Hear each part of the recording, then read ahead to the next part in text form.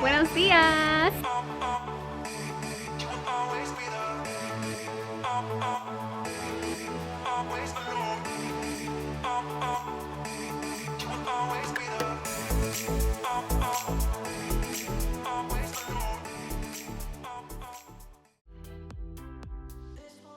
Okay, so today we're going to do an immune boosting juice. Really simple to make. Usually we make a green juice, but today we're gonna have carrot juice with a apple, makes it a little sweet, and some ginger. Kids really love it. Isaac loves it. Aaron also really loves it. We just don't add any ginger to Aaron because it's kind of spicy, but he definitely loves his carrot and apple juice. Wanna move my feet, wanna drink my wine, wanna move my feet, wanna drink my wine, wanna move my feet, wanna drink my wine, wanna move my feet, wanna drink my wine. Papi's gonna...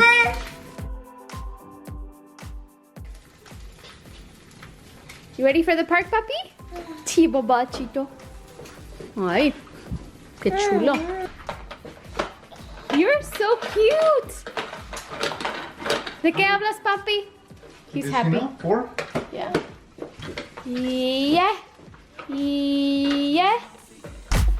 Wanna drink my wine, wanna move my feet, wanna drink my wine, wanna move my feet. I have a hair appointment.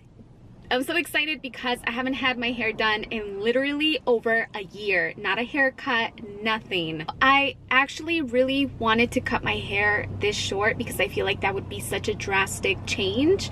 But this morning I asked Isaac, I'm like, Isaac, what do you think if I cut my hair this short? He's like, no, Mom, I love you with your long hair, just how you are. And I was like, fine. That's literally all I needed for me to not change my hair. I just got here to the hair salon with my girl Tara. I haven't seen her in forever. We're gonna do some mini baby highlights to brighten up your face, and a few sun-kissed ones through the ends. Oh yeah. Just add some pop of lightness. She just gave me a lecture, by the way, about my box dye. No box dye. So yeah, I just went a little bit lighter with my hair, still keeping it dark, but we got some highlights. But overall, I am loving it. I did pick up some Postmates Indian food from next door, from this spot right here called Anurbag Indian Restaurant. It's supposed to be like the best Indian food here in Woodland Hills. So I got so many goodies. The ladies recommended this place and they recommended all of the stuff. My friend Tara and a few other hairdressers were just like, you need to get some of these things. So I'm gonna go home and I am gonna put some music today. I just discovered this new, well, he's not a new artist, but he's new to me. I love salsa, especially salsa caleña from Colombia, from Cali. I have been learning from my incredible teacher, Stephanie. You guys have to check out her YouTube channel if you want to learn how to dance salsa caleña, because she is the best teacher you will ever have. Some people say she's a really hard teacher, but she's just teaching, she's a pro, she's a professional dancer, and she is teaching you the good stuff. So if you want to know, not just basic 1, 2, 3, no, she's like legit teaching you how to like dance like a professional. So I love this song called Las Cajas by Joe Arroyo and La Verdad. It's fire. Like, I just want to go to I just want to go out dancing in a sexy little red dress and heels and just like live it up, you know? All right, see you at home.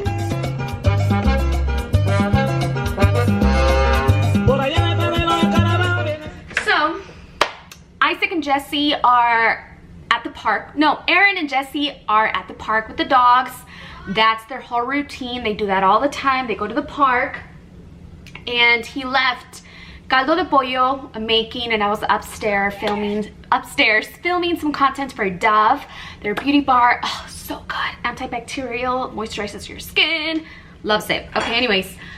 So he left me with the duty of putting the papas, right? Do you guys add, okay, I want to know from my ladies out there who make the bomb caldo de pollo, because that's like, today's a really gloomy day in LA, and I want to know from you guys, what do you add in your caldo de pollo that just like takes it up to the next level? I want to know. So leave me a comment down below, because I might start adding whatever you guys are adding. So caldo de pollo has always been my favorite thing that my mom used to make growing up. It's always really comforting, and it's super, super healthy because it has so many veggies, and it has pollito. The kids love it. Usually we always make arroz, like orange rice. So what I'm doing now that it's been cooking, the chicken, it's been cooking with carrots, and I'm adding zucchini, and I'm also adding potatoes. Okay. Ay, me quemé. ¿Ya ves? Ya me quemé por estar vlogueando. I am feeling so happy, ladies. So happy. Why am I happy? Because life is good. Life is freaking good. So I'm gonna taste a little caldito, because Jesse has a thing for not adding a lot of flavor to his food. So he makes albondigas, he makes all kind of different things, and he's an excellent cook, by the way, but I like a little bit more sal on my foods. Like, I want a little bit more flavor, you know? It's perfect. Okay, so I got 15 more minutes until the caldito is ready. We're not gonna do rice today, honestly, because well, I gotta finish some work for Sweet Soul. A big theme in my life this year, actually this month and last month, since I semi-launched Sweet Soul, has been bossing up, like bossing up to the next level. So I have been learning so many different things when it comes to leadership, and I am so excited because we have one official team member. Her name is Savannah. She's so incredible. So hi, Savannah. I know she's watching this vlog, but we're really happy with all the content that we are producing and all of the fun things that we have in store for Sweet Soul. I feel like we have been so conditioned to believe that we have to come into this world and strictly just suffer, and I know that was definitely the mentality that I had growing up, because growing up in Oxnard, California, Oxnard is predominantly Mexican, and us Mexicans from Oxnard are either immigrants or children of immigrants. And our parents, typically from Oxnard, they work in the fields as farmers, like my dad used to work and my mom, or in factories, or cleaning houses, you know, cleaning hotels. Those type of jobs are usually what our parents had growing up. So we saw them struggling, and they always wanted better for us. So they really pushed education, and it's wonderful for some people. I know some of my cousins are highly educated, and I admire them, and I look up to them so much. And then one of them is a CHP officer, and the other one is a school teacher, high school teacher, and they're incredible, you know? So there's definitely, of course, something to that, and it does open up so many opportunities, because I've seen it play out in their lives as well. But at the same time, we also have to be careful about going down the route and feeling like, well, everybody else in my surroundings or in my environment or in my neighborhood, they live a certain kind of lifestyle, and then you think that's the lifestyle that you have. I'm always like pushing against that and making sure that other people's limitations don't become my own. And I know that a lot of people also on this path of self-discovery and growing, you will experience a lot of people who will doubt you. That's why I want you to keep whatever you're doing, zip it, don't share it with anybody unless it's somebody that you really believe in, because the last thing that you need when you're going on a path where you don't know what's gonna happen, or you're really taking the risk to follow your dreams, your desires, the last thing that you need is people telling you like, I don't see that for you. Yeah, you don't see that for me, but I don't need you to see that for me. You don't see that for me because it's my vision. Okay, and if you don't see that for me, that just shows me how limited your thinking is, and mine is out here. There's no ceiling.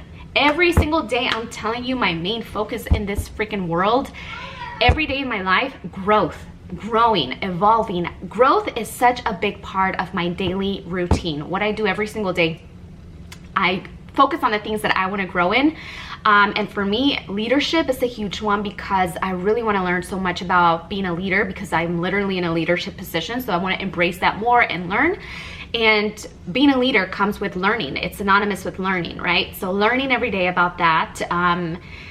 I'm learning about herbalism. You guys know that because I plan on launching, well, we'll just keep that under wraps, but that's a part of my growth. I'm learning, I take classes on Mind Valley also because I'm tapping into my intuition a lot more and expanding my awareness of this world and breaking the BS bullshit rules of society. So I take a lot of classes on Mind Valley, and I'm also getting really focused and zoned in about every single area of my life and seeing where I have weaknesses. How can I overcome these weaknesses? But you have to zone in on that. You know, you have to know in your financial life, in your love life, in your spiritual life, in your fitness life, in your health. You know, we have so many different areas that determine our quality of life, and for me it's important to focus on each one of them. So I'm taking this incredible course. I've been taking it for a long time, but I just retook the course through Mind Valley as well, and I highly recommend it. It's the life book, that's what it's called. And reading, elevating, breaking bad habits, not spending time doing things and activities that just gonna take me down and not gonna uplift me, because time is so precious. We have no time to wait. At least that's how I feel. And I know that not everybody agrees with this kind of energy and vibration. And let me tell you, when you start living with this kind of energy vibration, you just naturally don't vibe with certain people who are just content where they are. And there's nothing wrong if you are content with where you are. The only problem is if you start to become stagnant and bored with life, then you know you have to switch something up. But if you're happy where you are, doing something that society says that you're supposed to do, that's incredible, because happiness is what matters the most, right? But what I've noticed is that I've noticed some resistance with people who are just like, maybe they see me as cocky. I feel like some people see me as cocky with this kind of attitude that I take on, but it's not about being cocky, you know, because I don't ever think that I'm better than anyone. It's not about being better than other people, because I do believe that we're all equal. It's just about becoming the best you know, not settling. Like, life is so incredible. Like, how much can you do with life? So don't let anybody shame you for really working on yourself. I feel like in this path, you will encounter some people that, like I said, are gonna give you resistance or pushback, or they're gonna ask you like, why aren't you not hanging out with me anymore? You know, like, first of all, okay, we can be real cool about it, you know, like compassion, of course, but I'm just not hanging out with you because I'm at a point in my life right now where I'm really focusing on me, and I just don't have time to go out and BS and spend my time doing activities that are not going to help me with my evolution. And if someone is not helping you evolve, then they are a distraction to you. And it's important to recognize that. And for me, the people that are in my life right now, and I keep going back to this because I used to give my time so much to so many different things that just sucked my life out of me and my energy, but it's my fault because I have the choice to either subject myself to that situation or remove myself. But I just didn't have the awareness before that that's what was happening.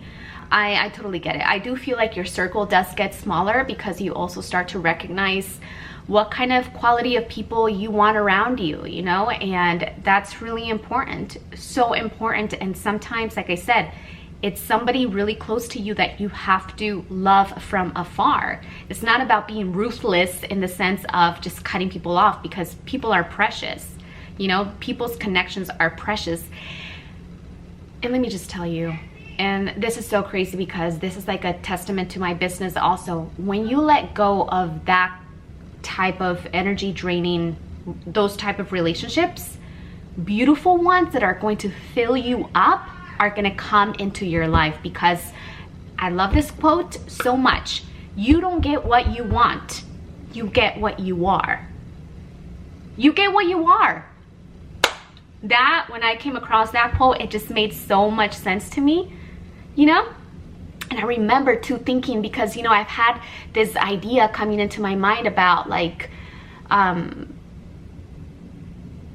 you know, you attract what you are. So sometimes when people betray you, you're just like, how am I attracting that kind of energy? And this is something that like really profound, that just kind of shifted my way of thinking. Because I've had people, I used to attract so many people that would betray me or just use me for, connection, a business connection, or, you know, they wanted to get ahead. A lot of it in the industry, to be honest with you, not like family. Some fake friends, yeah, but for the most part, it was like people that wanted to benefit from something from me that I could offer them. And so I came to the awareness, because I was also really struggling with like, well, what is it about me that attracts people who eventually end up betraying me? And here's the kicker. The reason that I was attracting people who betrayed me is because I was betraying myself.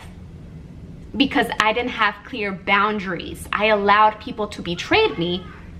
I allowed that. So what makes me any different from someone betraying me if I'm betraying myself? I'm not staying true to myself and honoring my boundaries.